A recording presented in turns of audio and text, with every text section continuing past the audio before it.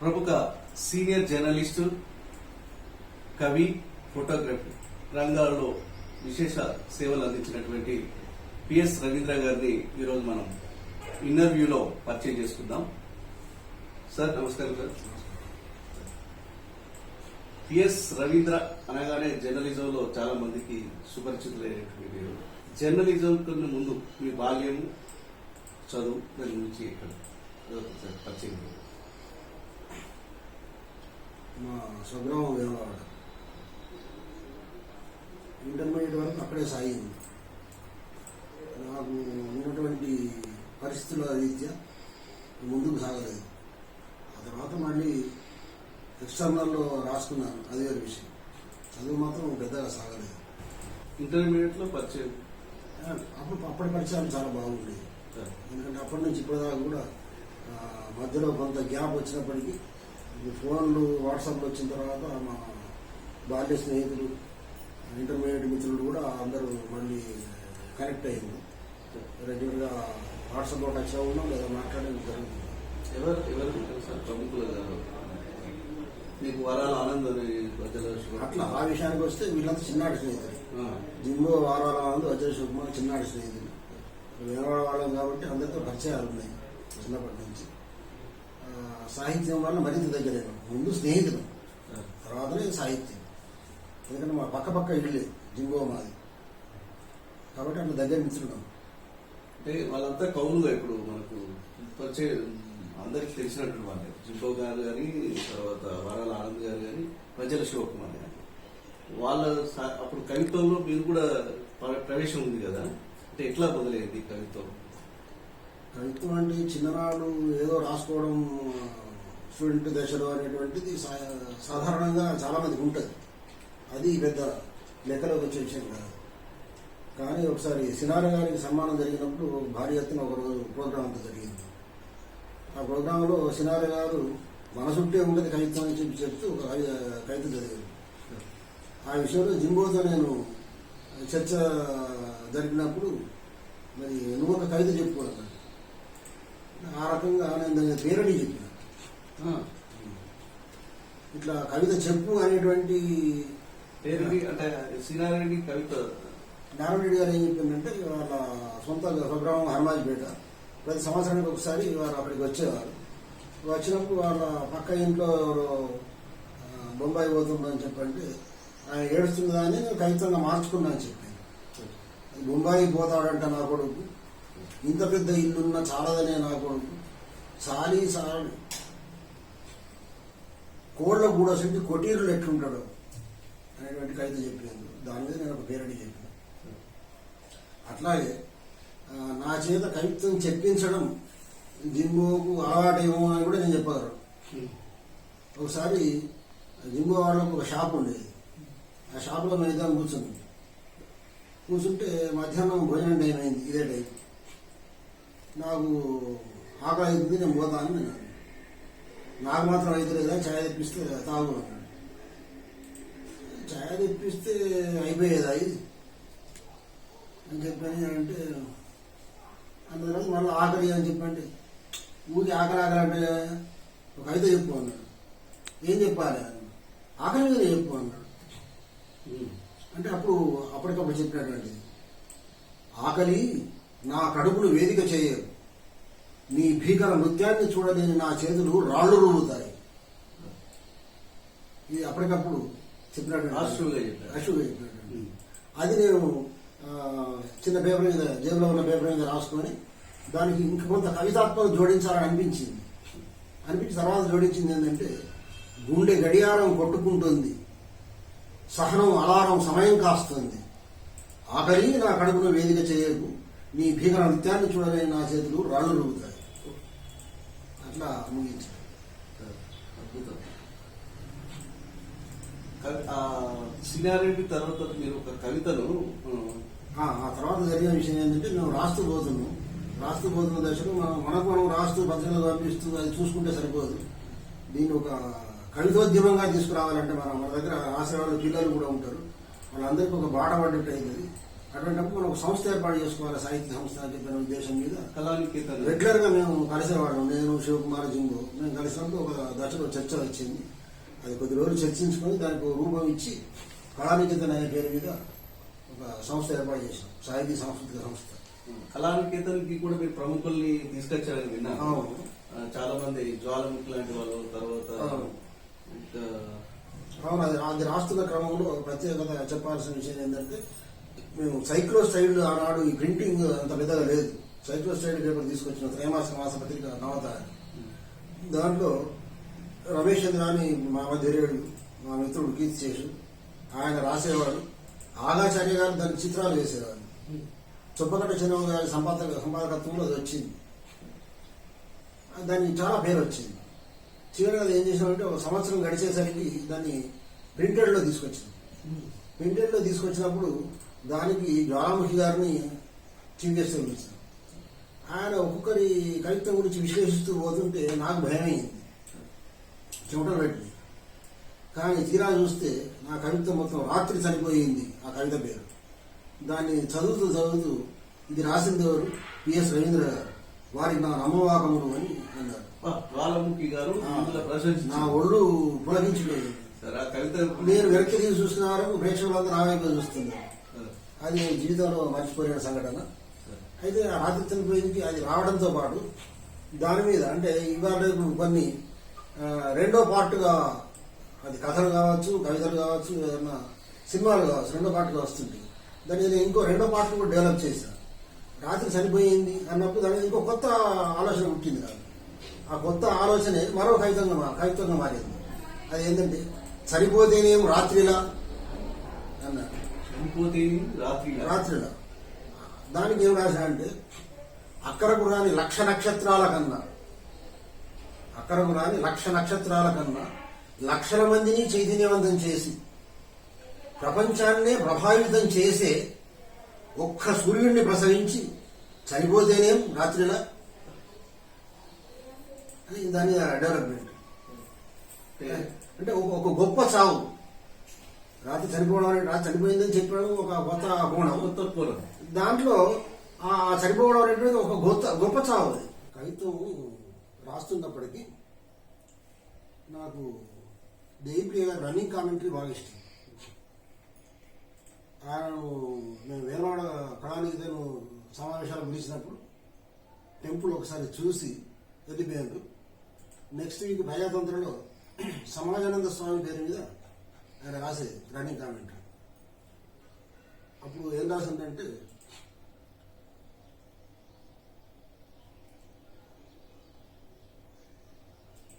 చాన్నాళ్ళకి చూశాను మళ్ళీ దేవస్థానం, కుళ్ళిన కోనేటి నీట పాపల పుణ్యస్నానం.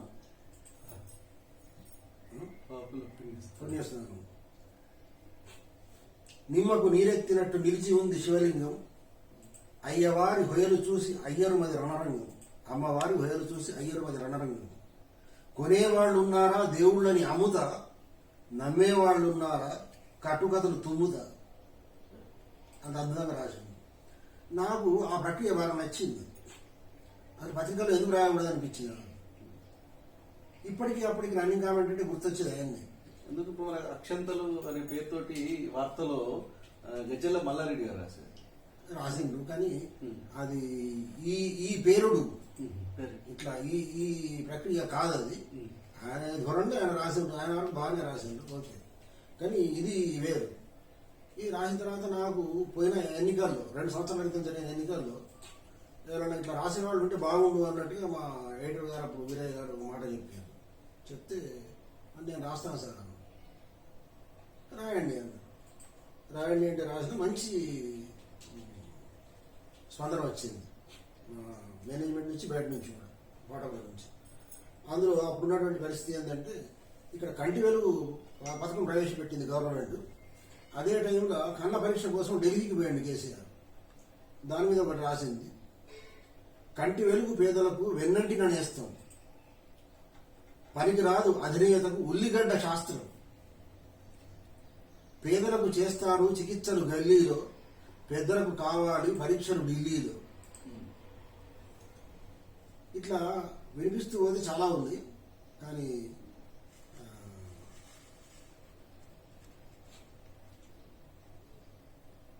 సమయం సరిపోదు. చెప్పండి బాగా. పాటిస్తారా ఎన్నికలు పార్టీల పొత్తు ధర్మం, అదే కదా అంతకాలం కాంగ్రెస్ మర్మం. ఒకవైపు చర్చలు, మరోవైపు కనుసైగలు, నోటితో పొగిడి నొసటితో వెక్కిరింతలు. కుదిరేనా మహాకూటమి పొత్తు ధర్మం ధరిత్రిలో, తెలియనిగా కాంగ్రెస్ 100 ఏళ్లు దాటిన చరిత్రలో. ఇట్లా ఆ నెల రోజులు రాశాను నేను. ఆ నెల రోజుల్లో మంచి స్పందన వచ్చింది. కాబట్టి నా ఉద్దేశం కవిత్వం అనేటువంటి దాని రూపం కాదు. సార్ కవిత్వం అంటే మీ దృష్టిలో ఏంటి సార్? కవిత్వానికి రూపంతో సంబంధం లేదు. ఇవాళకి తాజాగా ఉన్నాయి అంటే వేమన శతకాలు, సుమతి శతకం, ఇవన్నీ ఏంటంటే సామాజిక పరమైన అంశాలను తీసుకుని వాళ్ళు రాయడం జరిగింది. ఎవరైనా సరే ఇప్పుడు కూడా అది పద్య రూపమా, గద్య రూపమా, లేకపోతే దాన్ని మినీ కవిత అంటారా, రన్నింగ్ కామెంట్ అంటారా, పేరు ఏమైనా కావచ్చు. అది పాఠకునికి చేరాలి. ఒక్క మాటలో చెప్పాలంటే కదిలించేదే కవిత్వం. గొప్ప మాట. కదిలించేది. కదిలించేది పాఠకుని కదిలించాలి. కొంచెం మినిమం స్పందన రావాలి, అక్కడ కనీస స్పందన రావాలి. ఆ స్పందన లేకుండా రోజు ఒకటి రాసినా కూడా దండగ. నా ఉద్దేశం కవిత్వం కోసం కవిత్వం రాయకండి, సమాజం కోసం కవిత్వం రాయండి అని చెప్తాను. తర్వాత ఈ రోజుల్లో పుంఖాలుగా వస్తున్నారు కవులు. కానీ చాలామంది జూనియర్స్ వాళ్ళు పలానా పుస్తకం చదివినామంటే ఎప్పుడు చదవరు. పత్రికల్లో వచ్చిన కవితలు చదివినా అంటే చదవరు. కేవలం రాసుకుంటూ పోవడమే. పఠనం లేదు. పఠనం లేకపోవడంతో దాంట్లో పరిపక్వత రాదు. అది ఇప్పుడు ఈ యువతకు కావాల్సింది. అంటే మీరు ఆ రోజుల్లో అంటే మీ ఫ్రెండ్స్ అందరూ కవులుగా మనకు రాణించినట్టు వాళ్ళే ఉన్నారు కదా. చర్చలు ఎట్లా జరిగేది? ఖచ్చితంగా మేము ఒకే గ్రామంలో ఉండడం, ఈ కార్యక్రమాలు నిర్వహించడం వల్ల ఒక పుస్తకం వచ్చిందని అందరం చదివాడు. ఆ పుస్తకం పట్ల చర్చ జరిగేది మా మధ్య. ఆ చర్చ మమ్మల్ని మంచి స్ఫూర్తినిచ్చేది. మా లోపల చాలా పరిపక్వత తీసుకొచ్చింది. అటువంటి చదువు చాలా అవసరం. అది చరిత్ర కానివ్వండి, లేకపోతే నవలలు కానివ్వండి, కథలు కానివ్వండి, కవిత్వం కానివ్వండి. ప్రత్యేకించి కవిత్వం రాసేవాళ్ళు చాలా అవగాహన పెంచుకోవాల్సిన అవసరం ఉన్నది. ఎందుకంటే వాళ్ళకు సబ్జెక్టు ఏదంటే అది రాయగలగాలి కదా. అది ఇప్పుడు కావాల్సింది. అంటే ఇప్పుడు కవిత్వం చాలా పుంకాలుగా ఫేస్బుక్ లో, వాట్సాప్ లలో మనం రోజు చూస్తూ ఉంటాం. అంటే వాళ్ళకి అవకాశం ఉన్నది కాబట్టి అది అయిపోతుంది. నా అనుభవంలోకి వచ్చిన విషయం చెప్తాను మీకు. ఇక్కడ స్థానికంగా ఎన్నిల ముచ్చట్లు అనే కార్యక్రమాలు పెట్టారు. మొదట్లో చాలా ఆదరణ వచ్చింది, ఇప్పుడు చాలా పలసపడ్డారు. దానికి కారణం ఏమనుకుంటున్నా అంటే ప్రతి కవికి చదవడానికి ఒక వేదిక కావాలి, దాన్ని ప్రింట్ రూపంలో చూసుకోవాలి. చాలా మంది వచ్చి ఎన్నిల ముచ్చట్లో చదవడం వాళ్ళకి అవకాశం దొరికింది, ఒక వేదిక దొరికింది. దాన్ని ప్రతి నెల ప్రింట్ రూపంలో తీసుకొచ్చేది వాళ్ళు, పుస్తక రూపంలో ప్రింట్లో చూసుకున్నారు. అయిపోయింది, మేము కవరం అయిపోయాం అనుకున్నారు. అదే డెవలప్మెంట్ జరగాలి. డెవలప్మెంట్ మీరు మొదట్లో ఈ జింబో గారు, వజల శివ గారితో ఒక పుస్తకాన్ని తీసుకొచ్చారు సంకలనం. అది ఏంటి సార్? అది లయ. దానికి ప్రఖ్యాత ఫోటోగ్రాఫర్ భరత్ భూషణ్ ముఖ చిత్రం, ఆయన ఫోటో సముద్ర బలాలతో లయ అని. తర్వాత నేను, జింబో, వారాల ఆనంద్, వజ్ర శివకుమార్, అశెట్టి ప్రభాకర్. అశెట్టి ప్రభాకర్తో పరిచయం చాలా కాలంగా. ఒకసారి అశెట్టి ప్రభాకర్ కలుద్దాం అనుకుని పోయినాడు. పోయిన తర్వాత అక్కడ పోయిన తర్వాత ఏంది వేమవాడనా, కర్నూలు జిల్లానేనా అన్నాడు. అట్లెందుకు అనుకుంటున్నావు అని చెప్పంటే, లేదు ఆంధ్రజ్యోతి వీక్లీలో నేను కొన్ని కవితలు పంపించింది. వాళ్ళు వరుసగా పంపించిన అన్ని వేసుకున్నారు 5-6 వారాలు. అది చూసి అక్కడి వాడే అనుకున్నా, ఇక్కడ అనుకోలేదు నేను అని అన్నాడు. అట్లా ప్రభాకర్తో పరిచయం. తర్వాత నేను ఎప్పుడైతే ఫోటోగ్రఫీని వృత్తిగా స్వీకరించాలనుకున్నాను, హాబీగా ఉన్నటువంటి ఫోటోగ్రఫీని వృత్తిగా స్వీకరించాలని నిర్ణయించుకున్నా. ఎందుకంటే నా చదువు సరిగ్గా సాగలేదు కాబట్టి. అప్పుడు రైట్ పర్సన్ ప్రభాకర్ అనుకుని ప్రభాకర్ దగ్గరికి నేర్చుకోవడానికి పోయినా నాకు జగిత్యాల వెళ్ళి నేర్చుకున్నాను. 6 నెలలు ఆయన దగ్గరనే ఉండి ఫోటోగ్రఫీ నేర్చుకున్నా. ఫోటోగ్రఫీలో ఆయనే గురువు. ఆ గురువుగా ఆ, పరోక్షంగా కూడా ప్రకటించుకున్నట్టు అయింది. ఆయన జైత్యాల నుంచి ఇక్కడికి వచ్చి శిల్పి స్టూడియో పెట్టిండు ఇక్కడ. అవును. అట్లాగే ఆయన చెక్కిన ప్రతిమనే కదా అని చెప్పి నేను ప్రతిమా స్టూడియో అని చెప్పి ఎవరో పెట్టుకున్నాను. ఆయన శిల్పి ఆ గురువు దిక్కాడు కనుక మీరు ప్రతిమ ప్రతిమ అని పేర్లు పెట్టుకున్నారు. అదే పేరు పెట్టుకున్నాను. బాగుంది. అట్లా ప్రతిమ ఫోటోగ్రాఫర్ గా మీరు దాదాపు జగిత్యాలలో 15 సంవత్సరాల వరకు చేశారని తెలిసింది. జైత్యాలు 6 నెలలు నేర్చుకున్నా. వేరేవాళ్ళు 15 సంవత్సరాలు స్టూడియో నడిపి. ఆహా. అంటే ఇప్పుడు మరి జర్నలిజం చేస్తూ అందులో ఫోటోగ్రాఫీ. అవును.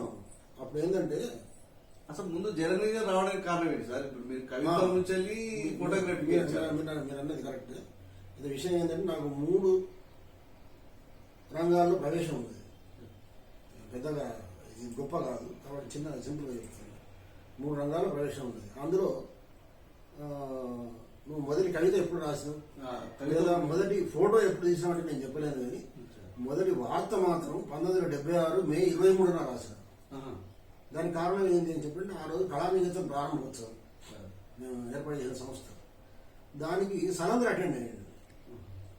ఆయన అప్పటికే నిజామాబాద్ నుంచి వస్తున్నట్టు ఇందూరు వాడికి ఎగ్జిక్యూటివ్ డైరెక్టర్గా పనిచేస్తున్నాడు.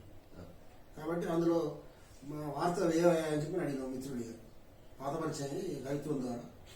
కాబట్టి వెయ్యి అని చెప్పానంటే మీరు రాసివ్వండి అని అన్నారు. నేను నన్ను కవిత రాసినట్టు రాస్తాను రాసిస్తా అని చెప్పండి. లేదు, కవిత్వం సాహిత్యంలో కవిత్వం టాప్ లెవెల్, అది రాయగలిగి కూడా ఏదైనా రాయగలుగుతాడు, నువ్వు పాయింట్స్ నోట్ చేసుకుని అని చెప్తాను. నేను పాయింట్స్ నోట్ చేసుకున్నా. అది అయిపోగానే వెంటనే రాసిమన్నాడు. ఇప్పటికి ఇప్పుడు అంటే అవును అని ఈ పెండింగ్లో పెట్టేది కాదు వార్త అంటే, ఇప్పుడు రాసిస్తేనే నెక్స్ట్ సంచికలో వస్తుంది, లేకపోతే రాదు కదా అని చెప్పి అప్పటికప్పుడు రాసిచ్చిన. అది నా బయలైన్తో పెట్టి ఐటమ్ పెట్టేసి నాకు ఒక అపాయింట్మెంట్ లేఖ కూడా పంపించింది, లెటర్ కూడా. కరీంనగర్ జిల్లాకు నేను అపాయింట్ చేస్తున్నాను, తీరిక వేళల్లో మాకు వార్తలు పంపిస్తూ ఉండండి. అక్కడ స్టార్ట్ అయింది నా జర్నలిజం. అంటే ఇందూరు వాణి సలేంద్ర గారి ద్వారా మీరు జర్నలిజంలోకి రావడం. అవును. అలాగే అలిశెట్టి హాబీ వలన అలిశెట్టి గారి వచ్చినాక దాంట్లో బాధాకరమైన విషయం ఏంటంటే ఆ 2 రంగాల్లో 2 కవిమిత్రులే గురువులు, వాళ్ళిద్దరూ మన మధ్య లేరు. అదొకటి బాధాకరమైన విషయం. మీరు అలిశెట్టి గారితో ఉన్నప్పుడు ఫోటోగ్రఫీ చేసినప్పుడు ఆయన కవితలు రాస్తుండేవారు, మినీ కవితలు కూడా. అవి అప్పుడు మీరు మీతో చర్చించడం లేదు? మీరు తప్పకుండా. నేను ఉదయం స్టూడియోకి వెళ్ళగానే ముందు రాత్రి రాసిన కవిత నాకు వినిపిస్తుంది. నేను మొదటి పాటకు అద్భుతం సార్. మొదటి పాటకు ఎర్ర పౌరాలు రకరకాల ఒక 2 సంచికలకు నేనే మొదటి పాటకు. అది నేను అడ్వైజ్ చేస్తే చిన్న మార్పు కూడా చేస్తుంది, ఏమాత్రం సంకోచించకుండా. ఎటువంటి భేషజాలు కూడా లేవు. ఇది కరెక్టే నేను కనిపించింది అంటే ఆ మార్పు కూడా చేస్తుండే. చాలా దగ్గరగా లేదు. ఆయన హైదరాబాద్ పోయిన తర్వాత కూడా ఈ అనుబంధం లేదు. నేను హైదరాబాద్ ఎప్పుడు పోయినా కూడా ఆయన కలవకుండా రాకపోయేది. అంటే మీ కళానికేతన్ ద్వారా జర్నలిజంకి వచ్చారు. మీరు రాసిన అప్పుడప్పుడు రాసిన కవితలను చూసి అలిశెట్టి ప్రభు గారి దగ్గర వెళ్ళినప్పుడు అతను ఫోటోగ్రఫీ గురువుగా మారడం, ఇవన్నీ దగ్గర సంబంధాలు అనుకోకుండా ఉదానికి లింక్ ఏర్పడ్డాయి. 3 రంగాలు అంటే కవిత్వము, ఇటు జర్నలిజం. సలేంద్ర తర్వాత మీరు ఉదయం కన్నా ముందు ఉదయంలో పనిచేస్తారు. ఆ తర్వాత ఏం జరిగిందంటే ఫోటో స్టూడియో పెట్టుకున్నా, అది కళానికేతన్ నడిపించుకుంటున్నా, ఇది అది నడుస్తున్న దశలో మన వార్తలకు సరైన ఎక్స్పోజర్ వస్తలేదు అని చెప్పి మేము భావించాం. అప్పుడు నేను మాత్రమే వేమవాడలో ఉన్నా, మిత్రులందరూ చదువుల కోసం వెళ్ళిపోయారు. ఆ దశలో మిత్రులందరూ కలిసి లేదు రిపోర్టర్ కావాలి అయితే బాగుంటుంది అని చెప్పని ఆ కోణం నుంచి చెప్పాను. చెప్తే అప్పుడు ఉదయం పత్రిక వస్తుంది, రాకముందు వస్తుంది తీసుకురావడానికి ఏర్పాటు చేసుకుంటే దశలో దేవి గారు అందులో చేరేది, ప్రజాతంత్రం వదిలిపెట్టి ఆయన దగ్గరికి పోయాను. ఆయన దగ్గరికి పోతే ఆయన ఏపీకే దగ్గరికి తీసుకుపోయి కల్పించారు. ఏపీకే ప్రసాద్ గారి దగ్గరికి తీసుకుపోయాను. నా వెంట జింబో ఆనందం కూడా ఉన్నారు. కనిపిస్తే కవిత్వం రాగలి నువ్వు ఇదేందుకు చేస్తావు, నువ్వు స్టాఫర్ చేస్తా చెయ్యాను అంటే లేదు సార్ అని చెప్పండి. లేదు ఆలోచించుకొని రాబో అన్నాడు. ఆలోచించుకొని పోయి కూడా జర్నలిజం భవిష్యత్తు ఏందో అప్పుడు మనకు తెలియదు కాబట్టి లేదు సార్ నేను వేరే వదిలిపెట్టే పరిస్థితి లేదు, మా మిసెస్ అక్కడ టీచర్ ఇట్లా అని చెప్పని అంటే సరే నీకు హారం పో అని చెప్పి ఇచ్చేసిండు. సరే అక్కడ కూడా మంచి పేరు తెచ్చుకున్నాం. చాలా కథనాలు ఉదయంలో చాలా కథనాలు మంచి పేరు సార్ తెచ్చుకున్నాం. నాకు మీరు రాసిన కథలు నాకు ఐడియా ఉన్నది. వేములవాడలో శివపార్వతులు ఒకటి సంబంధించినటువంటి దాని మీద మీరు కథనం కూడా రాసి అద్భుతమైన కథనం రాశారు. అంటే కొత్త కోణం జనరల్ కరెక్ట్. శివపార్వతులకు సంబంధించి ఉదయంలో ఉండగా రాసిన, తర్వాత వార్తలో ఉండగా రాసిన, తర్వాత ప్రజాశక్తికి వచ్చిన తర్వాత రాసిన. కానీ ఒకనొక రోజు మా ప్రజాశక్తి అప్పటి ఎడిటర్ వినయ్ కుమార్ గారు ఆయన నాకు ఫోన్ చేసి సండే ముఖ చిత్రంగా ఈ కథనాన్ని వేసుకుంటారట. సండే డెస్క్ వాళ్ళు అడిగిండు రవీంద్ర, ఈ కథనం నాకు కావాలి, కాకపోతే ఇప్పటికే చాలాసార్లు రాసినామంటున్నావు కాబట్టి అందరూ కూడా రాసిన నేను చూసాను కాబట్టి ఒక కొత్త కోణం వెతుక్కొని రాయాలి. ఇందాక గౌరవ చెప్పాను అని అన్నప్పుడు నేను కొంచెం ఘర్షణ పడాల్సి వచ్చింది. కొత్త కోణం వెతుక్కోవాల్సి వచ్చింది. వెతుక్కొని రాసి ఏంటంటే అక్కడ టైటిల్ ఏంటంటే అక్కడ పశువులు మనుషులు మొక్కుబడే. అంటే కోడలు కట్టేస్తారు, కోడలు దేవుని పేరు మీద వదిలిపెడతారు, అట్లే మనుషులకు కూడా వదిలిపెడుతున్నారు. అంటే అక్కడ పశువులకు మనుషులకు ఏమాత్రం తేడా లేని మూఢ సాంప్రదాయం కొనసాగుతుంది. అంటే మనుషులు అంటే ఇప్పుడు వాళ్ళ పిల్లలు కలిగిన వాళ్ళు మొదటి వాళ్ళని ఇస్తారా ఎట్లా? కాదు. ఇప్పుడు వాళ్ళు పిల్లలు వరుసగా పుట్టి చనిపోతుంటారు. ఈసారి సంతానం దక్కితే నీ పేరు మీద వదిలిపెడతామని మొక్కుకుంటారు. అంటే ప్రత్యేకంగా దేవుని పేరు మీదనే ఉండాలి. వివాహం వాళ్ళు ఓన్లీ భిక్షాటన చేసుకుని బతకాలి, అది సాంప్రదాయం. దానికి ఎడిటర్ గారి నుంచి నాకు అప్రిసియేషన్ వచ్చింది. అది మర్చిపోలేని సందర్భం. అంటే పశువులు కూడా అంతే కదా, కోడలు కట్టియడం అంటే ఒకటి దేవుని పేరు మీద ఇస్తామంటారు. కోడలు ఉన్నవాళ్ళు ఇస్తారు, లేని వాళ్ళు అద్దె కూడా టికెట్ తీసుకుని కట్టేస్తారు, అంతే తేడా. అంటే కొత్త కోణమే నిజంగా. మనుషుల్ని తల్లిదండ్రులు చేసినటువంటి పిల్లలు కాపాడుకోవడానికి కోసం ఒకరిని ఒకరి జీవితాన్ని ఇవ్వడం అనేది అది ఆ సంప్రదాయాన్ని ఆ కోణంలో అంతవరకు ఎవరు రాయలేదు. ఆ కోణంలో అంటే నాది నేనే వెతుక్కున్నా. ఇంతకుముందు అనేక కథనాలు దాంట్లో రాసినప్పటికీ కొత్త కోణం కావాలన్నప్పుడు వెతుక్కుందో దానికి తగిన స్పందన వచ్చింది. అది నాకు తృప్తిని ఇచ్చింది. అలాగే మీరు సిరిసిల్లలో ఒకప్పుడు చాలా వరుసగా ఆత్మహత్యలు జరిగాయి. ఆ టైంలో కూడా మీరు చాలా అది కూడా నేనే స్పందించాను దానికి సంబంధించి. వరుసగా చనిపోతుంటే ఎట్లా అని కరీంనగర్ నుంచి సిరిసిల్లకు పోయి అక్కడ కథనం చూసుకుని దీంట్లో అసలు చనిపోతున్నారు, చనిపోవడానికి కారణాలు ఉన్నాయి. చనిపోతే కనీసం ప్రభుత్వం నుంచి సరైన పారితోషికం అందుతుందా అంటే అందుతలేదు. ఎందుకు సార్ అప్పుడు నేతలు కారణాలు ఏ కారణం వల్ల చనిపోయేవాళ్ళు? వాళ్ళ ఉపాధి లేదు, పని దొరకక అప్పుడ పాలై తాగుడు బానిసలి ఆ మత్తులో తెలియని పరిస్థితుల్లో ఆత్మహత్యలు చేసుకున్నట్టు సంఘటనలు ఎక్కువ. అయితే కొందరు ఉపాధి లేకపోతే ఎట్లా ఏదో చేసుకుని బతకాలని చెప్పి ఎవరైనా ఇంత కూరగాయలు పెట్టుకుని అమ్ముకున్నారు అనుకోండి, ఒక టీ స్టాల్ లేకపోతే ఒక పాన్ షాప్ ఇట్లా పెట్టుకుని అమ్ముకుని అది వాళ్ళకు అది ఏం చేయాలో తెలియక, వ్యవహారాలు తెలియదు కదా, తెలియక వాళ్ళు దాంట్లో కూడా నష్టపోయినటువంటి సందర్భాలు ఉన్నాయి. అట్లా కూడా నష్టపోయి ఉరేసుకున్న వాళ్ళు ఉన్నారు. ఉరేసుకుంటే కొన్ని నిబంధనలు అని చెప్పనే ఉద్దేశం మీద అధికారులు వీళ్ళను నేత కార్మికుల కింద చూపించకుండా పాన్ షాప్ లేకపోతే కూరగాయలు అమ్ముకునేవాడు ఇట్లా రాసింది అనుకోండి,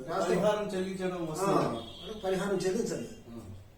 అంటే ఇవి వాళ్ళ ఉద్దేశంలో ఏంటిది, ఈ చావులు కాదు, మా నిబంధన ప్రకారం ఇది చెల్లుబాటు కాదు అని వాళ్ళ ఉద్దేశం. అంటే వాళ్ళు వృత్తి మార్పుతో జరగడం వల్ల నేత కార్మికులుగా కాకుండా పోయినట్టు వాళ్ళు చూపిస్తున్నారు. ఇది అన్యాయమైనటువంటి విషయం మీద చెల్లని సావులు అనే హెడింగ్ తోటి నేను రాసిన. చెల్లని చావు చనిపోతున్నారు, చెల్లుబాటు అవుతుంది. చెల్లని చావులు అని రాయడంతో అప్పటి ప్రజాశక్తి జర్నలిజం కాలేజ్ ప్రిన్సిపాల్ వివి గారు, చాలా పేరుంది వారికి, వేల మందిని జర్నలిస్టులు తయారు చేసింది. ఆయన కాల్ చేసి కంగ్రాట్స్ రవీంద్ర అని అన్నారు. సార్ చాలా సంతోషం, ఏంది చెప్పండి అని చెప్పంటే విషయం ఏంటంటే నన్ను ఆ చెల్లని సావులని హెడ్డింగ్ నన్ను కదిలించింది అని చెప్పి చాలా అప్రిసియేషన్ ఇచ్చి చివరికి ఆయన చెప్పిన విషయం ఏంటంటే ఇన్ని సంవత్సరాలుగా నాకు ఎవరైనా ఫోన్ చేసి అడిగితే ఎట్లా ఉంది ఈరోజు కథనం అని చెప్పండి చెప్పడం మినహా నాకుగా నేను చేసి ఫోన్ చేసి చెప్పింది కేవలం నీకు మాత్రమే అన్నారు. జర్నలిజంలో మీ యొక్క వార్త కథనానికి స్పందించాను. నేను అప్పుడు చాలా సంతోషపడి నేను చెప్పిన సార్ మీలాంటి అనేక మంది జర్నలిస్టులను తయారు చేసిన వాళ్ళు నాకు అప్రిసియేషన్ ఇవ్వడం అనేటువంటిది ఒక యూనివర్సిటీ సర్టిఫికెట్ లాంటిది. అని నేను కూడా సంతృప్తి చెందిన. అట్లాగే మీరు వేశ్యకు సంబంధించినటువంటిది ఒకటి విప్లవాడే అనుకుంటారు. అవును. దాని మీద కూడా మీరు ఆ వాటికలో లేకుండా చేసే కథనాన్ని ఒకటి రాసిన అని చెప్పంటే జరిగింది. అది ఎవరో ఒక అతను పోయిండు వేశ్యావాడికి పోతే అక్కడ ఎవరో అమ్మాయి అమ్మగారికి గురైంది ఎక్కడి నుంచో వచ్చి ఆమె చెప్పుకునేది జస్ట్ 16 ఏళ్ళ అమ్మాయి అనుకుంటా. ఆయన బాధ చెప్పుకొని ఎట్లా నన్ను బయటపడగొట్టు అని చెప్పండి ఆయన ఎటు దిక్కు దోచుకొని నా దగ్గరికి వచ్చి చెప్పుకున్నాడు. సెకండ్ డే నేను ఆయన పట్టుకొని పోయి చిన్న ఇప్పుడు ఈ సెల్ అంతా కూడా లేనటువంటి ఒక టేప్ రికార్డర్ దాంట్లో చిన్న క్యాసెట్ అది తీసుకొని పోయి లోపల రాసుకోవడానికి ఏం అవకాశం లేదు, అక్కడ చిన్న కిరోసిన్ దీపం తప్ప ఇంకేం లేదు. చెప్పింది రికార్డ్ చేసుకుని వచ్చి తెల్లవారి అది కథనంగా రాసి పంపిస్తే ఇక్కడికి కరీంనగర్ తీసుకొస్తే అప్పుడు ఇక్కడ స్టాఫర్గా సాయిబాబా గారు ఉంటారు. వారు జిల్లాలు మొత్తం చేద్దాం మరి ఒప్పుకుంటే అని చెప్పంటే దాన్ని ఒకసారి చేయండి వాళ్ళు మేల్లోకి అయిపోయింది నాకు. ఆ నేపథ్యంలో తాను కరీంనగర్లో ఉన్నటువంటి వేషవాటికి తీసుకున్నారు. తర్వాత ఇక్కడ ధర్మపురి నుంచి కూడా తెప్పించుకున్నారు అక్కడికి కూడా. దాంతో తెల్లారి పేపర్లో చూసిన తర్వాత ఎస్పీ స్పందించి 3 చోట్ల ఏకకాలంలో దాడులు చేయించడం వల్ల ఒక 50 మంది నిమిత్తులైంది. అంటే ఒక వార్తకు అప్పుడు అధికారులు కూడా అట్లా స్పందించేవారు ఖచ్చితంగా. ఇప్పుడు ఆ పరిస్థితి అంటారా జర్నలిజంలో? ఇప్పుడు అంతగా లేదు, అసలు రాసేవాళ్ళు లేరు. ఆ కథనాలు అట్లా రాస్తున్నారు రాసేవాళ్ళు లేరు. ఎందుకు రాసేవాళ్ళు లేరు అని చెప్పంటే రాసే వాతావరణం లేదు. అప్పుడు నేను ఉదయంలో పనిచేసినా, వార్తలో పనిచేసినా, ప్రయాశక్తిలో పనిచేసినా కూడా నువ్వు ఏం రాసుకుంటావో రాసుకునేటువంటి ఒక స్వేచ్ఛ ఉండేది. ఇప్పుడు జర్నలిస్ట్కి ఆ స్వేచ్ఛ లేదు. అంటే యజమాన్యం అంటే మేనేజ్మెంట్ ఏది చెప్తే ఇది రాయాలి, వాళ్ళ పరిధికి లోబడి ఇది రాయాలి ఇది రాయొద్దు అని చెప్పి ఉంటుంది. ఆ లెక్క ప్రకారం దానికి లోబడి మాత్రమే రాయాలి. ఇప్పుడు అప్పుడున్న జర్నలిజంలో ఉపాధి ఉంటూనే, అంటే మీరు ఫోటోగ్రఫీగా పనిచేస్తూనే జర్నలిజం పనిచేశారు. ఇప్పటికి అప్పటికి ఉన్నటువంటి మార్పు ఏంటి సార్?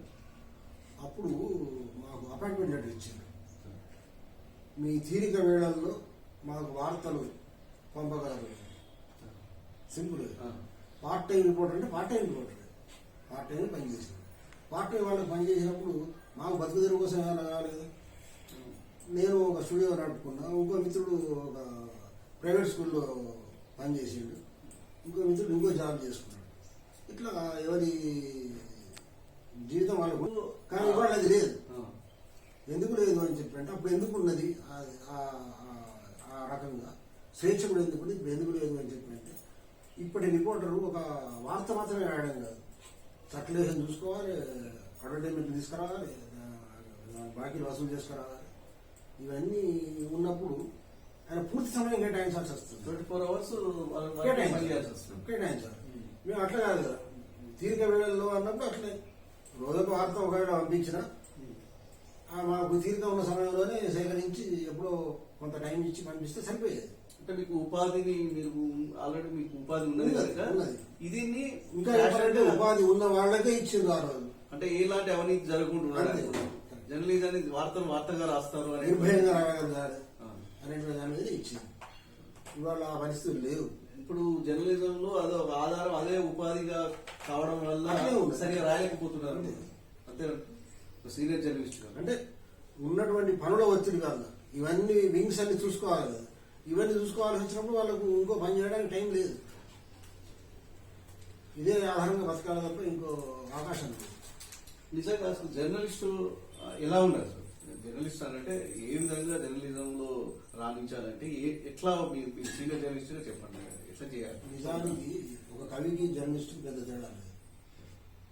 ఇద్దరు నిజాయితీగా నిబద్ధతతో సమాజంలో ఉన్నటువంటి కుళ్ళు బయటకు తీయాల్సిన వాళ్ళు, కడిగేయాల్సిన వాళ్ళు. కానీ ఇవాళ ఉన్నటువంటి ప్రభుత్వాల పాలనలో అటువంటి అవకాశాలు, అటువంటి వాతావరణం లేకుండా పోయింది. ఇప్పుడు వేలాడు కళానిధుల పరంగా చాలా మంది కొత్త కవులు రావడమే కాకుండా ఒక సంస్థ సాధించినటువంటి ఒక గొప్ప అంశాన్ని చెప్పాల్సిన అవసరం ఉన్నది. మామిడిపల్లి సాంబకవి గారు అని సాంబశివ సాంబకవి. సాంబకవి. ఆయన కవిగానే ప్రసిద్ధి చెందింది. ఆయన పేరులోనే కవిగా ఇమిడి ఉన్నది ఆ పదం. వేనాడు సుప్రభాతం రాసింది ఆయన్ని.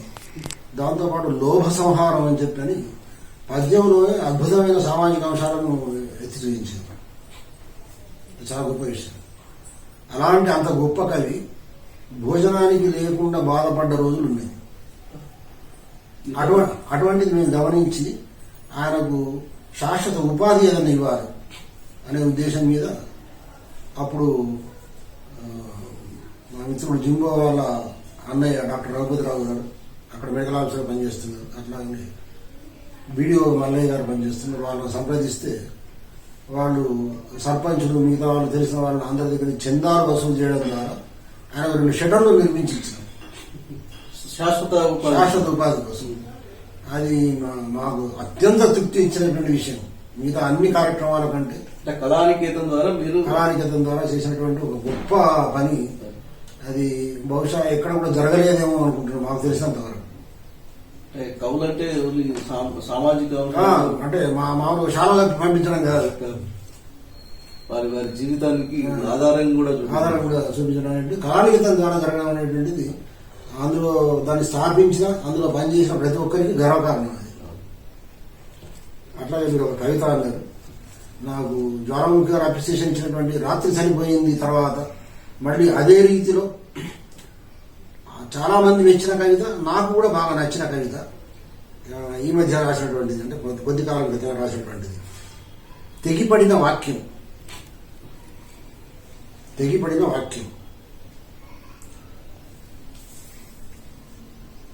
దోసిలి నిండా అక్షరాలతో రోడ్డు దాటుతున్నా చూపంతా వాటిపైనే ఒక్కసారిగా గ్రానైట్ లారీ దూసుకొచ్చింది. కనురెప్పపాటులో దోసిలిలోని అక్షరాలు రోడ్డుపై చెల్లాచెదురయ్యాయి. తేరుకుని అక్షరాలు ఏరుకునే పనిలో పడ్డా. అంతలోనే మరో లారీ అక్షరంపై నుంచి దూసుకుపోయింది. అక్షరం విలవిల్లాడుతూ నెత్తురు కక్కింది. నెత్తురు మడుగులో అక్షరమో నా గుండెనో తెలియడం లేదు. తల్లి కడుపు చీల్చుకుని బిడ్డకు జన్మనిచ్చినట్టు నా గుండెను చీల్చుకుంటేనే కదా అక్షరం పదంగా, పదం వాక్యంగా, వాక్యం కావ్యంగా రూపుదిద్దుకుంది. అందుకే చెల్లాచెదరైన అక్షరాలను కూర్చుకునే ప్రయత్నంలో ఉన్నా. నా ప్రాణం పోయినా పర్వాలేదు, తిరిగి వాటికి ఓ రూపం ఇస్తే చాలు. అంటే ప్రయోజనం కవిత అక్షరంకు ఉన్న ప్రయోజనమే. అదే సమాజ హితం కోసమే కవిత. నేను ఇంతకుముందు చెప్పింది అదే విషయం. దాని గురించి ఒక కవిత్వం గురించే మనం గొప్పగా చెప్పగలగడం అంటే అది మన స్పందనకు ఒక ప్రతిరూపం. మనం కవిత్వాన్ని ఎంత ప్రేమిస్తున్నాం అనేటువంటిది ఇక్కడ తెలిసిపోతుంది. అద్భుతమైన కవిత్వం. ఇట్లాంటి కవిత్వాన్ని మీరు ఏమైనా పుస్తకంగా తీసుకొచ్చారు? లేదు, తీసుకురాలేదు. మా మిత్రులతో కలిసి వేసిన లయ సంపుటి, ఇది అరిశెట్టి ప్రభాకర్, జింబో, ఆరాల ఆనంద్, గజ్జల శివకుమార్ నేను కలిసి వేసిన సంపుటి తప్ప నాకు మిగతా పుస్తకాలు రాలేదు. మిగతా వాళ్ళందరూ రాస్తూ పోయిన పుస్తకాలు వచ్చింది. నేను జర్నలిగా వృత్తిగా మారిన తర్వాత రాయడం తగ్గింది. ఆ తర్వాత ప్రత్యేకించి వార్తలో ఉన్న సమయంలో రాత్రి 12 గంటల వరకు కూడా కవర్ చేయాల్సి వచ్చేది వార్తలు, కాబట్టి తగ్గింది. ఆ తర్వాత మెల్లమెల్లగా ప్రజాశక్తిలో జరిగిన తర్వాత కొంత వెసులుబాటు కలిగి వచ్చినప్పటికీ నేను రాసుకున్నది తక్కువనే. అది కూడా రాసి పెట్టుకున్న ఏదైనా చిత్తుకాయంగా ఎప్పుడు వస్తే అప్పుడు రాసి పెట్టుకుంటే అవి పోగొట్టుకున్న సందర్భాలు కూడా అనేక ఉన్నాయి. నేను కొద్ది రోజుగానే కొంచెం నేను కాన్సన్ట్రేట్ చేసి పాత ఏమున్నాయి చూడడం, సేకరించడం, ఈ కొత్తగా రాయడం, ఇటువంటివన్నీ క్రమేణా జరుగుతుంది. అయితే దానివల్ల ఇంతవరకు పుస్తకం రాలేదు. పుస్తకం తీసుకురావడం అనేటువంటిది అవసరం అని కూడా నాకు అనిపించలేదు. కారణం ఏంటంటే మనం కవిత్వం రాయాలి, పత్రికలు పంపించుకోవాలి, అచ్చయిది మనం పబ్లిష్ చేసుకోవాలి. బుక్ తీసుకురావాలంటే కనీసం 20 రోజుల ఖర్చు అవుతుంది. అయిన తర్వాత మరి దానికి ఏమైనా మార్కెట్ ఉన్నదా, మనం పెట్టిన పైసలు వస్తాయంటే అవి కూడా రావు. కరపత్రాలు వచ్చి పంచాల్సింది. కానీ ఆలోచన మీరు సమాజానికి ఇచ్చేటువంటి ఆలోచన సమాజ హితం కోసమే కవిత్వం రాస్తారు. ఆ కవిత్వాన్ని రికార్డ్ చేయకపోవడం వల్ల మళ్ళీ రాబోయే తరానికి కూడా లేకుండా పోతుంది కదా. ఆ మాట చాలా మంది మిత్రుల నుంచి వచ్చింది. నాకు కూడా ఒకసారి అనిపించింది, మీరు ఏ మాట అంటున్నారో ఆ మాట నాకు కూడా నన్ను కూడా కొంచెం కదిలించింది. బహుశా తీసుకొస్తానేమో, వెంటనే కాకపోయినా కొంచెం అటు ఇటుగానైనా ఏదో ఒకటి. అంటే జీవితంలో ఇప్పటికే చాలా కాలం గడిచిపోయింది కాబట్టి ఒకటి తీసుకొచ్చి పెడితే అట్లా రికార్డెడ్గా ఉండిపోతుంది అని చెప్పి అనుకోవచ్చు. మీరు అన్నది కూడా వాస్తవం. అంటే కవిత్వం అదే ప్రయోజనం, అదే కదా ఉద్దేశం. మీరు రాసుకున్న కవిత్వాన్ని 10 మంది అది చదవడం వల్ల ఇన్స్పైర్ అయ్యే వాళ్ళు మీరు కూడా ఇన్స్పైర్ అయ్యి ఉంటారు ఏదో ఒక కవిని. అంతే అట్లాగే ఇతరులకు కూడా అది అందివ్వడం జరుగుతుంది. సార్, కవిత్వము మీ కుటుంబ నేపథ్యం మా ప్రేక్షకుల కోసం చెప్పండి. కవిత్వం విషయానికి వస్తే నేను రాయడం పెద్ద గొప్ప అనుకోవడం లేదు. ఎందుకంటే మా తండ్రి కిన్నంశెట్టి చెన్నయ్య గారు ఆయన ఆధ్యాత్మిక గురువు. ఆధ్యాత్మిక పరమైనవి ఎక్కువగా పుస్తకాలు కూడా వచ్చినాయి ఆయన రాసినటువంటి.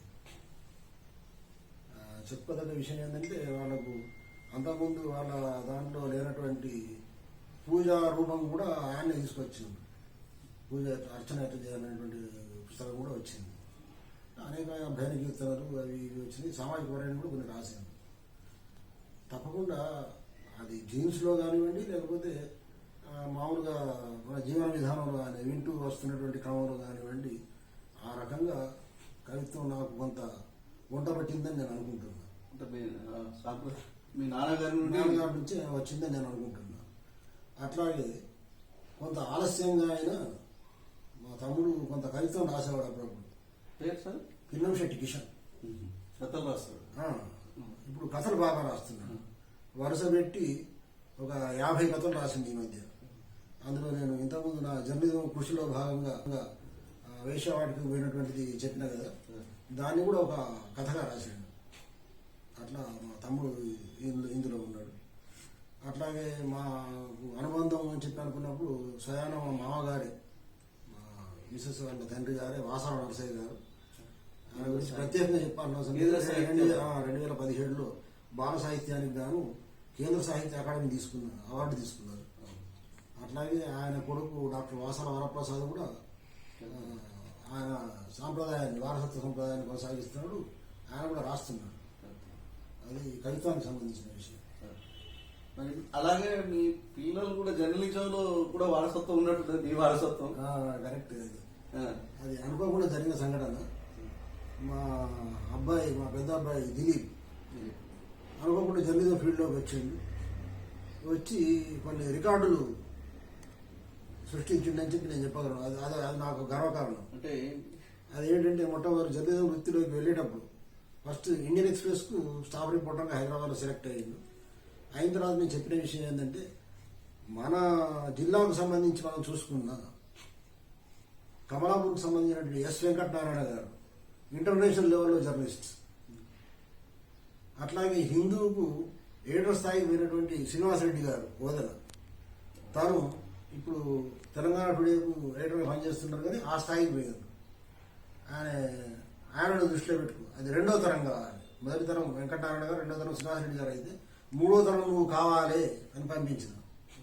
వాడు జైలు కావడానికి ముందు చెప్పినటువంటి విషయాలు దానికి తగినట్టుగానే 32 ఏళ్ల వయసులోనే 33 ఏళ్లు దాటకముందే ఆంధ్రప్రదేశ్లో ఇండియన్ ఎక్స్ప్రెస్ బ్యూరో చీఫ్గా పనిచేసాడు. అది చాలా సంతృప్తి ఇచ్చిన విషయం. అంటే ఇప్పుడు మీ కుటుంబంలోనే ఇప్పుడు జర్నలిస్టులు ఉన్నారు, రైటర్స్ ఉన్నారు. మా కుటుంబంలో ఫోటోగ్రఫీ నుండి ఎవరైనా ఉన్నారా? అయితే మా కుటుంబంలోనే వాళ్ళు ఉన్నప్పుడు అనుకోకుండా మా కోడలు కూడా జర్నలిస్ట్. ఆయన కూడా ఇంతకుముందు ఇండియన్ ఎక్స్ప్రెస్ లో పనిచేసింది, ఇప్పుడు చేయడం లేదు. కానీ తర్వాత మా విఎంపుడు కూడా కోడలు తండ్రి డాక్టర్ బాలమురళి కృష్ణ, ఏల్సూరి బాలమురళి కృష్ణ ఆయన జర్నలిజంలో డాక్టరేట్ చేసిండు. యుఎన్ఐ బ్యూరో చీఫ్గా పనిచేసింది. ఇట్లా ఆయన స్ఫూర్తితోనే ఆ అమ్మాయి కూడా జర్నలిజంలోకి వచ్చింది. అట్లాగే మా అబ్బాయి ఇట్లా కుటుంబ నేపథ్యం అన్నప్పుడు ఇటు జర్నలిజానికి ఉన్నది, అటు కవిత్వానికి ఉన్నది. సార్ ఇప్పుడు ప్రస్తుతం మీరు ఇప్పుడు ఏం చేస్తున్నారు సార్? ఈ ఫోటోగ్రఫీ కవిత్వం అన్నదానికి లేదనకుండా మా అమ్మాయికి ఫోటోగ్రఫీ బాగా ఇంట్రెస్ట్, సింధు. అట్లాగే మా కోడల గురించి చెప్పాను, కోడలు జ్యోతి, ఆమె పనిచేసింది. ఇప్పుడు మనవడు ఉన్నాడు కాబట్టి ఇప్పుడు పని చేయడం లేదు అంతే. తర్వాత మా చిన్న అబ్బాయి భగత్, వాడు కూడా కవిత్వం రాస్తాడు ఇంత అంత. అంటే ఆ వాసన ఉంది.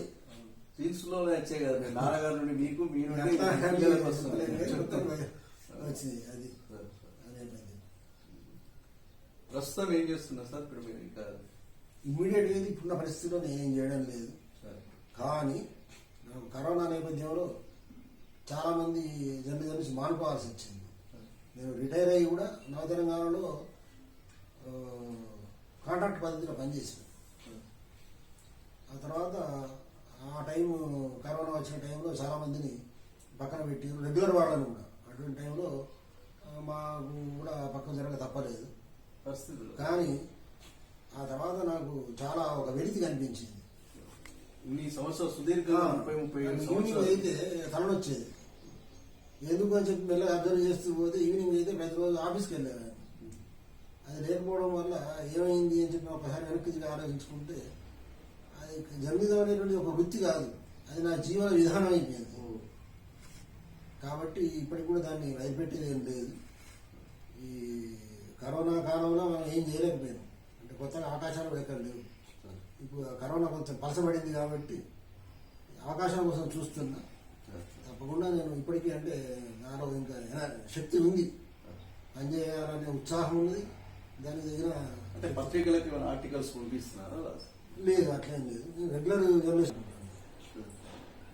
అంటే ఆల్రెడీ ఇప్పుడు దాదాపు ఎన్ని సంవత్సరాలకి ఉంటుంది? నాకు ఇప్పుడు 64, రిటైర్ 70 దాకా పనిచేయగలను అని చెప్పని నాకున్న ఆరోగ్యాన్ని బట్టి నాకు ఆ ధీమా ఉన్నది. దీనిలో కవిత్వంలో కూడా మీరు మళ్ళీ మొదలు పెట్టచ్చు. తప్పకుండా కవిత్వం మొదలు పెట్టకూడదు, ఎప్పుడో మొదలు పెట్టినా నడుస్తున్నది, అది కంటిన్యూ అవుతుంది. జర్నలిజంలో సంతృప్తిని ఇచ్చిన కథనాల గురించి మీరు చెప్పారు, అడిగారు. దానికి సంబంధించిన వార్తలో పనిచేస్తున్నప్పుడు కొంతమంది హ్యాండిక్యాప్డ్ వాళ్లకు రిక్రూట్మెంట్స్ అయినాయి కానీ వాళ్ళను కన్సర్న్ ఆఫీసర్స్ జాయిన్ చేసుకోవడం లేదు. ఒకసారి కలెక్టరేట్కి వచ్చినప్పుడు ఒకటి నా దృష్టికి వచ్చింది. మాకు తెలిసిన అతనే వాళ్ళ అమ్మాయి హ్యాండిక్యాప్డ్, ఆయనకు ఉద్యోగం ఇవ్వడం లేదు, లంచాలు అడుగుతున్నారు. మొదలే హ్యాండిక్యాప్డ్ అంటే వాళ్ళ మీదకి వాళ్ళు లంచాలు అడుగుతున్నారు అనే విషయం నా దృష్టి తీసుకుంటే ఇది ఒకటే కాదు, మొత్తం రిక్రూట్మెంట్ అట్లే ఉన్నది, ఆగిపోయింది అనేటువంటి విషయం నాకు తెలిసింది. దాన్ని అన్ని కలుపుకొని నేను రాస్తే మెయిన్ పేజీలోనే బయలుదేరి మంచి ఐటెం ఇచ్చారు మా వాళ్ళు, దానికి తగిన ప్రాధాన్యత ఇచ్చారు. వెంటనే ప్రభుత్వం ఒకసారి స్పందించింది. దాంతో అందరిని అపాయింట్ చేసుకున్నారు. అపాయింట్ చేసుకుంటే ఈ డిపిఆర్ఓ ఆఫీస్లో ఒక అమ్మాయి అపాయింట్ అయ్యింది. ఇవాళ ఆమె అడిషనల్ డిపిఆర్ఓగా పనిచేస్తున్నది. అయితే ఆమె పోలియో వల్ల బాధితురాలు. వాళ్ళ తండ్రి ఉండి సార్ నమస్కారం అని అన్నాడు. మీరు ఎందుకు అట్లా పెద్దవాళ్ళు అట్లా అంటారు అని చెప్పంటే కాదు పోలియో వచ్చినప్పుడు మా అమ్మాయి కాళ్ళు పోయినాయి అనుకున్నాం, ఇప్పుడు ఉద్యోగం రావడంతో మళ్ళీ కాళ్ళు వచ్చినట్టు అని చెప్పిండు. అదొక తృప్తి. అది పోను. ఆ తర్వాత నేను ఒకసారి ఎంప్లాయ్మెంట్ ఆఫీస్ పోతే ఆ ఎంప్లాయ్మెంట్ ఆఫీసర్ నన్ను అక్కడ కూర్చోబెట్టి శ్రీనివాస్ అని ఒక తల్లి పిలిచాడు. పిలిచి శ్రీనివాస్ నీకు ఎట్లా ఉద్యోగం వచ్చింది అంటే సార్ వార్తలో పలానా పిఎస్ రవీంద్ర గారు వార్త రాయడం వల్ల వచ్చింది అని చెప్పాను అన్నాడు. అంటే ఆ సార్ నీ ముందరనే ఉన్నారు, మన దగ్గరికి వచ్చిండ్రు అని చెప్పి నమస్కారం సార్ మీరా అని చెప్పని మాట్లాడాడు. అప్పటి నుంచి నేను ఎప్పుడు పోయి శ్రీనివాస్ బాగున్నావా అని చెప్పానంటే ఆయన నా గొంతు గుర్తుపట్టి బాగున్నా సార్ అని చెప్పని మాట్లాడతాడు. ఆయన ఇప్పుడు కరెక్ట్ ఎక్కడ కూడా తెలియదు, బహుశా పెద్దపల్లినే ఏదో విన్నా, ఏదో జిల్లాలో జిల్లా ఇంప్లిమెంట్ ఆఫీసర్గా పనిచేస్తున్నాడు. అది మనకు సంతృప్తించినటువంటి సార్. అంటే ఇప్పుడు అప్పటికి ఇప్పటికి రాజకీయ పరంగా మీరు జర్నలిజంలో ఇన్ని రోజులు పనిచేశారు కదా, అప్పుడు ఇప్పటికి రాజకీయ నాయకులు జర్నలిజం పట్ల చూపెట్టేటువంటి ఇవాళ ఒక మాటలో చెప్పాలంటే జర్నలిజాన్ని రాజకీయాలు శాసిస్తుంది. ఏ రకంగా అంటారు? ఏ రకంగా అంటే వాళ్ళకు అనుకూలంగా మెదిలితే సరే, మేరకపోతే వాళ్ళ గ్రిప్లోకి తీసుకుంటారు. పత్రికలు కొనేస్తున్నారు. అయితే డైరెక్ట్ అయితే వాళ్ళు కలిసి వస్తే సరే, మొదలు ఒక బెదిరింపు, కలిసి వస్తారు, కలిసి రాలేదు ఇంకో రకంగా ప్రెషర్ చేసి కొన్ని కొనేసినటువంటి బినామీల పేరు మీద కొనేసినటువంటి పద్ధతి కూడా కొనసాగుతుంది. అంటే జర్నలిజం బతకాలంటే మీరు ఇచ్చేటువంటి సూచన సలహా? జర్నలిజం బతకాలంటే చాలా కష్టమైన పని. ఎందుకంటే అది కత్తి మీద సాగు లాంటిది. ఎవరో ఒకరు చేస్తే సరిపోయేది కాదు. వ్యవస్థలో మార్పు రావాలి. అంటే మళ్ళా స్వేచ్ఛ రావాలి. అది రాజకీయ పరంగానే అయినా స్వేచ్ఛనే రావాలి. అంటే ప్రభుత్వాలు స్వేచ్ఛనిచ్చినప్పుడు మాత్రమే పత్రికలు రాయగలుగుతాయి. అట్లా వాళ్లకు ఎదురు తిరిగి రాయగలిగే వాతావరణం లేదు. కాబట్టి మనం ఎవరిని తప్పుపట్టే పరిస్థితి లేదు.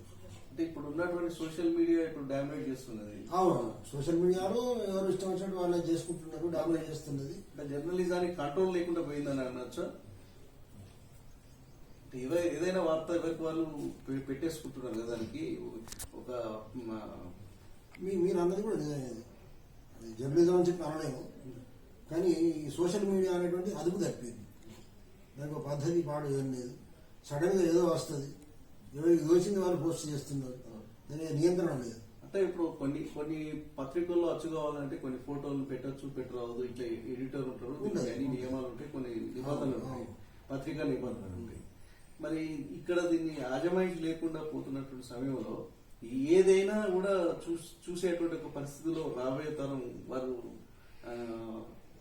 ఇబ్బంది గురయ్యేటువంటి కొన్ని మనం చూస్తూ ఉన్నాం. అవన్నీ సంఘటనలు జరుగుతున్నాయి, జరగకూడని సంఘటనలు జరుగుతున్నాయి. కొన్ని ఇటువంటి బదనాలు చేయడం వల్ల ఆత్మహత్యలు చేసుకున్న సంఘటనలు కూడా మనం చూస్తున్నాం. దానికి ఒక నియంత్రణ అనేటువంటిది కూడా మన ప్రభుత్వమే పెట్టాలి. సార్, సుదీర్ఘంగా మీరు జర్నలిజంలోను, ఇటు కవిత్వం రాస్తూను, అటు ఫోటోగ్రఫీలో పనిచేసిన అనుభవంతో ఇప్పుడు ఉన్నటువంటి యువతకు మీరు ఇచ్చేటువంటి సలహా కానీ సూచనలు కానీ?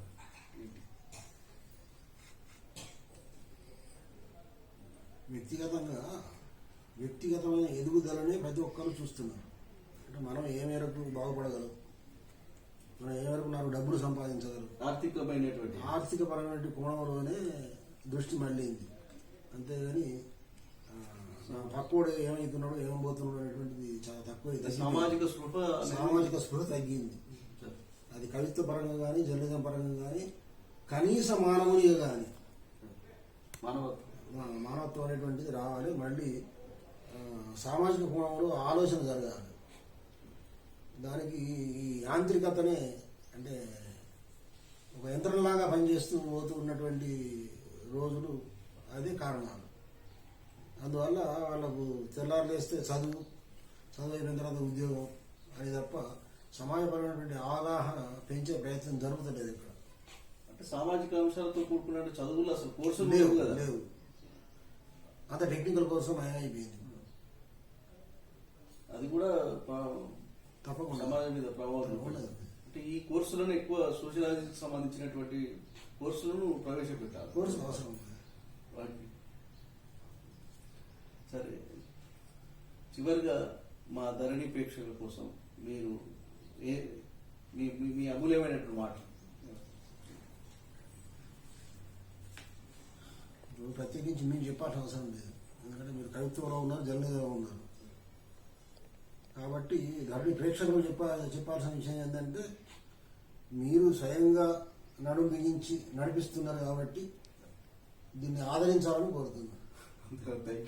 గత 37 సంవత్సరాలుగా మీరు జర్నలిజంలో పనిచేస్తూ విభిన్నమైనటువంటి ఒక పరిస్థితులను, అది రాజకీయంగా కానీ, ఆర్థికంగా కానీ, సామాజికంగా కానీ అనేక రంగాలను స్పృశించి మరి ఇంత సుదీర్ఘంగా జర్నలిజంలో పనిచేస్తూ వస్తున్నారు. మీరు మా కోసం చిన్న ఛానల్ అయినా కూడా ఈ ఛానల్కు మీరు ఇంత సమయాన్ని కేటాయించి వచ్చి మేము ఇంటర్వ్యూలో పాల్గొన్నందుకు మీకు ఈ సందర్భంగా కృతజ్ఞతలు తెలియజేస్తున్నాను.